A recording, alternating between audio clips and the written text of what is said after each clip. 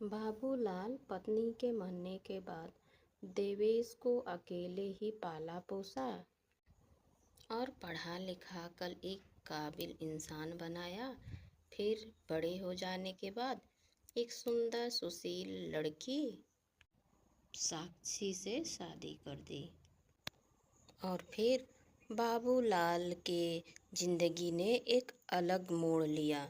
कुछ सालों के बाद अरे देवेश, बहू को क्या हुआ? इतनी उल्टियाँ क्यों कर रही है?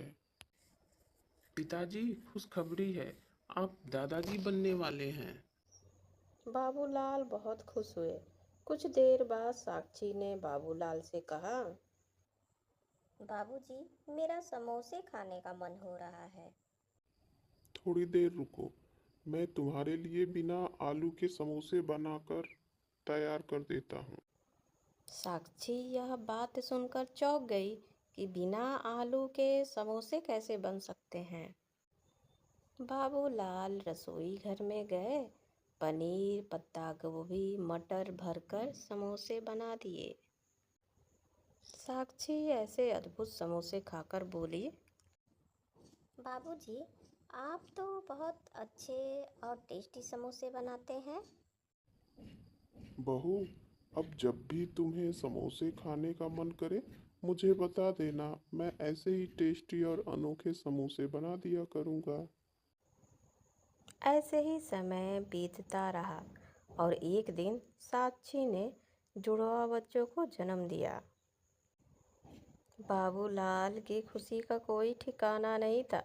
घर दो दो बच्चों के किलकारियों से गूंज उठी। बाबूजी, जब से 2 बच्चे आए हैं, आपने तो काम करना ही छोड़ दिया है। आपको पता है कि मैं 2-2 बच्चे कैसे संभालती हूँ? सास नहीं है तो क्या हुआ? आप तो मेरी मदद कर ही सकते हैं ना थोड़ी। बहू, कैसी बात करती हो? सारा काम तो मैं कर ही देता हूँ। फ्रिज में सब्जी नहीं है, आपको वो नहीं दिखाई दे रही है, बस टीवी देखने में व्यस्त रहते हो। सब्जी नहीं है? पहले क्यों नहीं बताया? चलो मैं अभी जाकर ले आता हूँ। कब बाबूलाल को साक्षी ने नौकर बना दिया, उन्हें तो पता ही नहीं चला। बाबूलाल को तो अपने पत्नी के गुजर जाने के बाद से ही घर की काम करने की आदत थी, लेकिन उन्हें अब भी सारे काम करने पड़ते। एक दिन साक्षी अपने मायके में बहुत देर से फोन पर बात कर रही थी। बाबूलाल की तबीयत खराब थी, इसीलिए उनकी आंख लग गई। ऐसे में कब साक्षी का बेटा घुटनों से चलता हुआ हॉल में कुर्सी के पास आ गया। जैसे ही वह कुर्सी पकड़कर उठने की कोशिश करने लगा, कुर्सी उसके ऊपर गिर पड़ी और उसके सिर में चोट आ गई और वह तेज तेज चिल्लाकर रोने लगा। जैसे ही बच्चा रोया, साक्षी दौड़ी आई और चिल्लाई और बोली, बाबूजी, कहाँ थे आप? देखिए मोंटू के सिर में कितनी तेज की चोट आई है, खून भी निकल रहा है। इतना भी आपसे नहीं हो सका कि बच्चे को संभाल सकें। बहू, मेरे सिर में बहुत तेज का दर्द था, इसीलिए मेरी आंख लग गई। सोए थे या सोने का जानबूझ के नाटक कर रहे थे? आपको ना अब मुफ्त की रोटियां तोड़ने का आदत पड़ गया है, वरना इतना लापरवाह कौन होता है? ये सुनते ही बाबूलाल के पैरों तले जमीन खिसक गई। मुफ्त की रोटियां? ये बहू कैसी कैसी बातें कर रही है? अब मैं इतना ज्यादा सब सुनकर यहाँ पर कैसे रह सकता हूँ? मैं यहाँ एक पल भी नहीं रुकूंगा। यह सुनते ही वह घर से निकल गए। वह सोचने लगे कि इतने दिनों से उन्होंने बस मुफ्त की रोटियां खाई हैं, अब उन्हें मेहनत का रोटी खाना चाहिए। यह सोचकर वह शहर में अपने एक पुराने मित्र मोहन के पास गए, जिसकी हलवाई की दुकान थी। सोहन अपने पुराने मित्र को देखकर बोला, अरे बाबूलाल, तुम! कितने सालों बाद तुमको देखकर कितना सुकून मिला है। क्या बताऊं। और बताओ, कैसा है? तू तो गांव छोड़कर यहाँ शहर में बस गया। तुझे तो मेरी कभी याद आई ही नहीं। खैर छोड़, मुझे मदद की जरूरत है। मैं कुछ काम करना चाहता हूँ। अरे ऐसे ही क्या आन पड़ी? बाबूलाल ने अपनी सारी बात बताई तो सोहन ने कहा, अरे मेरे रहते हुए तुझे चिंता करने की कोई ज़रूरत नहीं है। तो आज से ही यहाँ बिना आलू के समोसे बनाना तैयार कर दे। सामान मेरा रहेगा और आमदनी आधी आधी कर लेंगे, समझा? ऐसा समझो डूबते को तिनके का सहारा है। बाबूलाल ने बिना आलू के समोसे बनाना तैयार कर दिया। पहली बार बिना आलू के समोसे खाने के लिए पब्लिक तो टूट पड़ी। पहले दिन ही बम्पर बिक्री हुई। आज बाबूलाल गर्व से कह सकते हैं कि वह किसी के टुकड़ों पे कुत्तों के जैसे पलने वाले नहीं हैं। मेहनत कर कर खा सकते हैं। बिना आलू के समोसे ने शहर भर में धूम मचा दी। 6 महीने में बाबूलाल ने अच्छा पैसा कमा लिया, अपना खुद का दुकान खोल लिया। सोहन को दुख तो हुआ, लेकिन दोस्त के लिए सब कुर्बान था। उधर देवेश ने घर पर आके अपने बाबूजी के बारे में पूछा था। साक्षी ने बताया वह अपना बैग पैक करके हरिद्वार चले गए हैं।